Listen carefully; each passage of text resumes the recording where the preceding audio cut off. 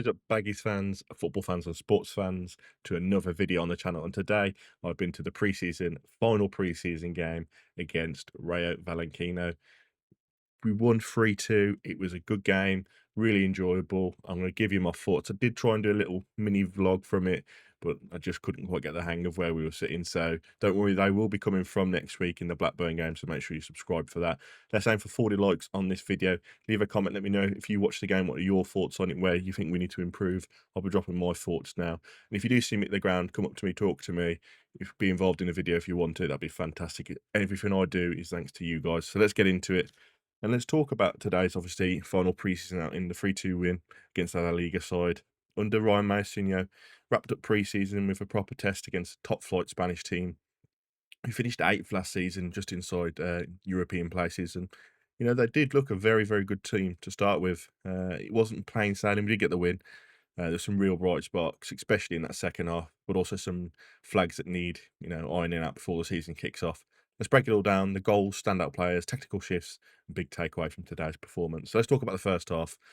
And it was glaringly obvious in the first half we weren't quite ready for it. We weren't up for it. It was rough. We looked off the pace, reactive, flat, second best across the pitch. Rayo Vallecano pressed with energy. They moved the ball with intent. We just couldn't keep up with times. And I was sitting with my old man, and we both agreed that you could see that was just a class above at that point. They were, in on us. Every time we got the ball, there was 2 or 3 pressing us, and they were every single time we had the ball, there was just pressing.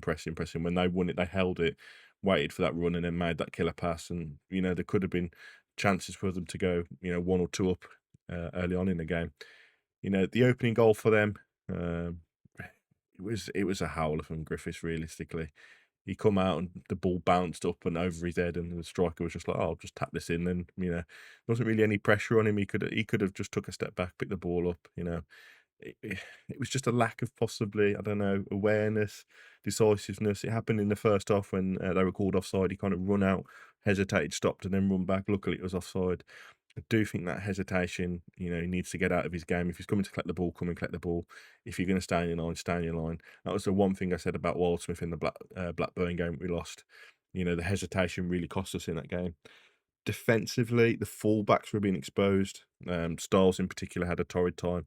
He was being targeted by their real physical big striker and the aggressive winger, and he just couldn't cope with their strengths or the movement. And at one point, he tried to bicycle kick a ball, and their striker just headed it, and he was nowhere near him. So, I don't know why he was really trying that, and it can show that at left back he is really struggling. On the other side, Furlong, while pushing further forward, he was so wasteful in possession. The amount of balls he tried to push through, he had chances to release us down the right, but he kept giving the ball away after poor passes after poor passes.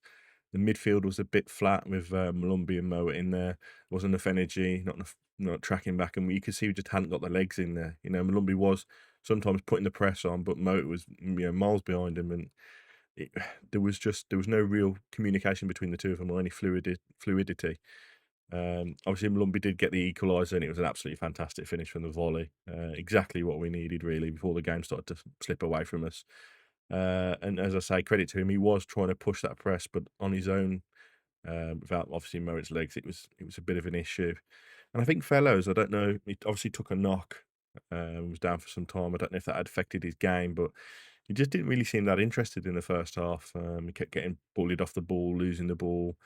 It wasn't quick enough, wasn't strong enough. And again, I don't know if it was just something, whether he took that knock and it kind of rocked him a little bit, or whether he just wasn't switched on for the game today. He just didn't look ready for it, really. And it was a bit of a shame because you expect him to be fantastic. The only other real issue that I had was with Phillips. Don't get me wrong, him and Heggem looked fantastic, but there was a couple of times his positional awareness wasn't the best. He come to win a header and he missed it, and they had a volley on the edge of the box, and then he come in for a tackle and it just like they just passed it round him. And he seems that his positional awareness isn't quite up there yet, and I'm assuming that'll just come with more time with playing with Heggem and obviously Styles. He seemed to be trying to push and win the ball, whereas the fullbacks were dropping off, and I think he just did get caught out a few times. But I think, he does seem very calm, he's experienced, and he does win the battles in the end. I think that'll be crucial for us winning those aerial battles, especially in the opposition box as well. Feel like with Price putting the balls in, he could get onto some fantastic headers and score some goals for us. But yeah, he just seemed to get caught out of possession a lot of the times, and tried turning and passing, and it just didn't. Don't know. I feel like once he grows into the position and understands the system a bit better, he will be good. But the main saving grace for him is he wins everything in the air. Literally anything that come towards him in the air, he was there winning it. But he does need to tighten up that spatial awareness. And obviously, you got Heggem, who fantastic again. Only one real probably moment of madness where he tried to pass it back to the goalkeeper, and the forward for Valaco intercepted it, took the ball off of him, and nearly scored. But again, something like that in a game, would he have looked up and checked, or was it just a bit of pre-season laziness? Who knows? Obviously, there's rumours that he's going. Had he got that in the back of his mind? Who knows? But he's definitely somebody we need to be keeping hold of if we can do. And I think again, it was probably just a bit of pre-season madness from him. Now I talked about the negatives. Let's go on to the positives. And boy, there some positives up front. Hegebo looks an absolute unit. Strong, physical, held up the ball, brought others into play. Nearly scored with a cracking effort on his left foot when he cut inside. And again, spoke to my old man about this, and he'd like to see that from striker. He's someone that's not trying to pass it out to the wingers. He cut inside and he's got his opening. I want to have a crack. Okay, he missed, but you want that from your forward. You want him to be taking shots, want him to be taking chances.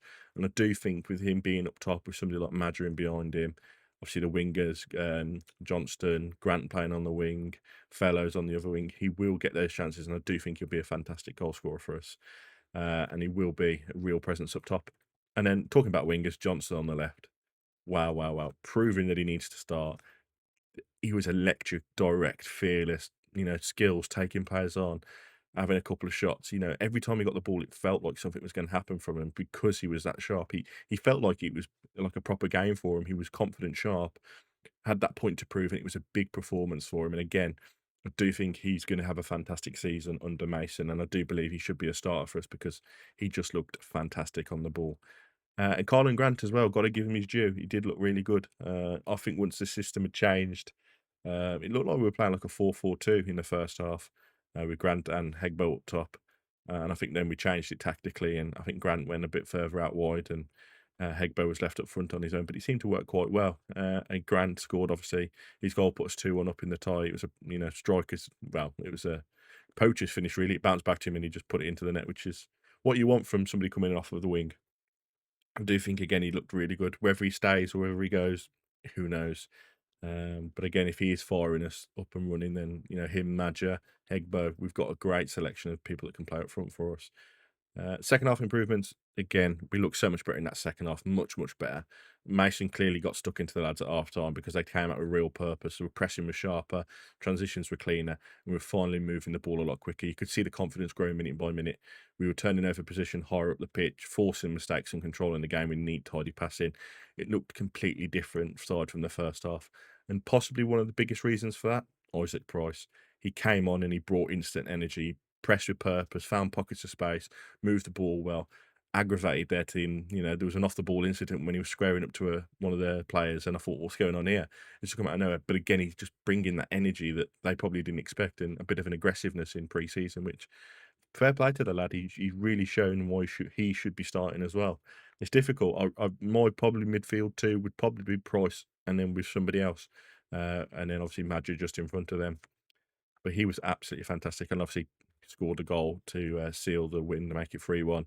And that's obviously how you stake a claim in pre-season. He completely changed the tempo of that midfield, brought so much more legs and composure in the middle of the park.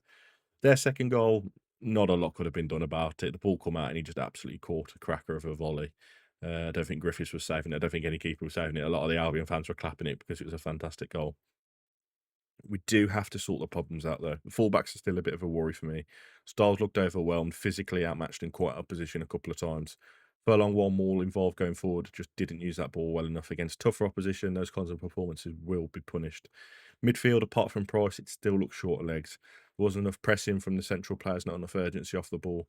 And we were far too easy to bypass in the first half. That's got to be a priority if we want to control the games this season. Griffiths' error as well would be something to keep an eye on. It happens, sure, but a schoolboy error at this sort of stage of his career, should it be happening, I don't think so. Hopefully, his confidence doesn't take a knock and he will uh, carry on because he did make some fantastic saves during the second half and obviously come out and claimed a couple of balls into the box as well. So hopefully, it was just a bit of a random moment. But look, at the end of the day, it's a 3-2 win against the Liga team. I know it's pre-season. I said results don't matter, and they don't matter at all. But it looked like we were far more up to it today than we have been in the previous pre-season games. There's still a plenty to polish, but you can't argue with the attacking intent and the improvement in that second half. Molumby, Grant, and Price all getting on the score sheet shows we've got goals in us from midfield and from the bench. Johnston looks really a weapon on the left. Hegbo's offering presence up front. Heggem at the back, fantastic. Ryan Mason will know what needs fixing. I know we've been saying it for weeks and weeks and weeks, but he's got to bring the players in that he wants. He'll also be encouraged from what he's seen from this game. If we can bottle that second half performance, tidy up defensively, and get the midfield engine running, we're in a strong place heading into the season. So, what did you guys think? Drop a comment. Who stood out for you? Should Johnston start? Has Price earned that starting position as well? What's the solution at fullback for us? Obviously, Campbell come on at left back. You see the solution to play at left back. He does look calm. Obviously, I know he's right footed, but he could be a fantastic offering at left back. He looks strong, quick, fast. He could be fantastic at that position. Make sure you like, subscribe, and turn on the notifications for all things WBA this season. Match reactions, transfer news, tactical breakdowns. This is a place for it. Up the Baggies.